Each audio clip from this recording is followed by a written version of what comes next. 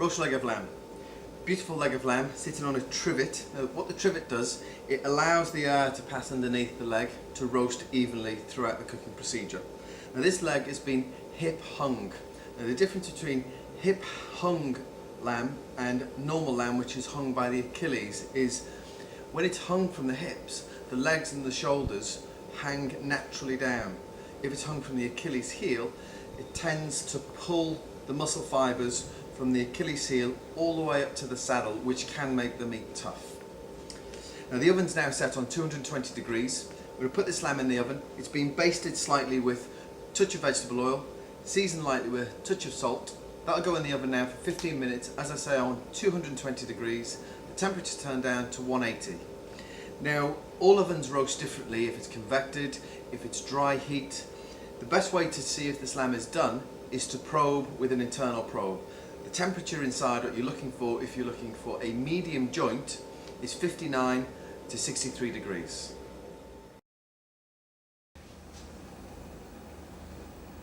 Okay, we remove the lamb from the oven now. That's resting on a wire rack for about 15 to 20 minutes, just so the muscle fibres are relaxed enough to carve. And the next stage is to remove the fat from the roasting tray. Now this has to be done carefully. There's a lot of sediment in here that is full of flavour. There's a lot of juice. It's come out of the lamb. It's created its own little stock in there. We want to reserve those juices and that flavour. So take your time. Just allow the fat to decant off. And this fat can be reserved for perhaps roast potatoes, rissoles potatoes, pommes parisiennes or noisette. Or if you're cooking some lamb that hasn't got much fat on the outside, for example a saddle or a loin that has been trimmed, you can use this to cook. Okay, perfect.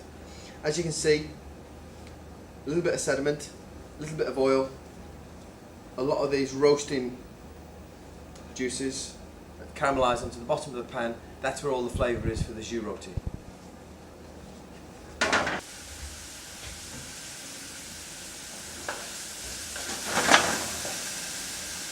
Okay, now the vegetables have taken on some colour. We've moved some of the sediment around.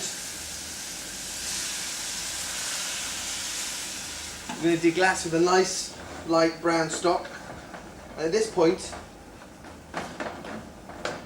we scrape up all those roasted caramelised juices that have adhered to the bottom of the pan during cooking. I mean, the flavours from this is beautiful. Very clean, very clear.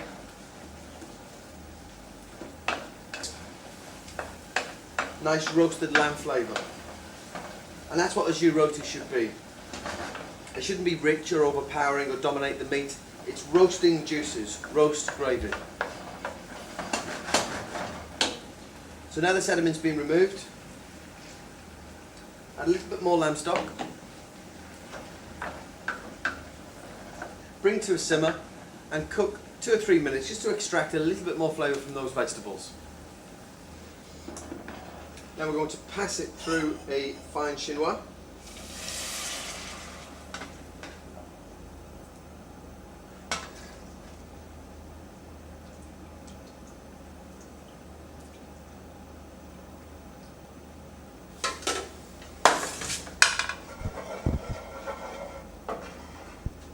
And that's ready to put into a saucier and serve alongside the roast lamb.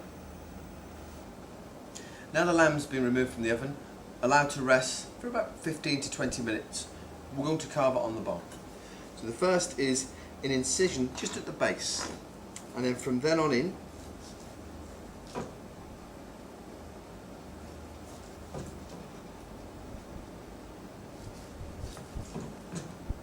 about a 45-degree angle.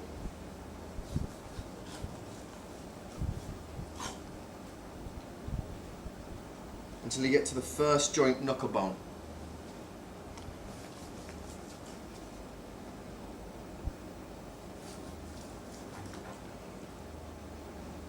Now as you can see, this meat is quite dark, so this is the well done part. Now we're coming into the thicker part of the leg.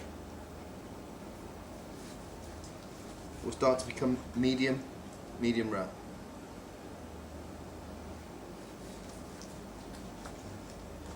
Now as you can see, we're right into the core part of the leg.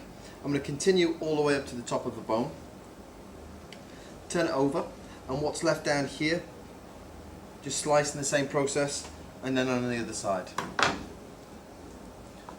Carving of roast leg of lamb.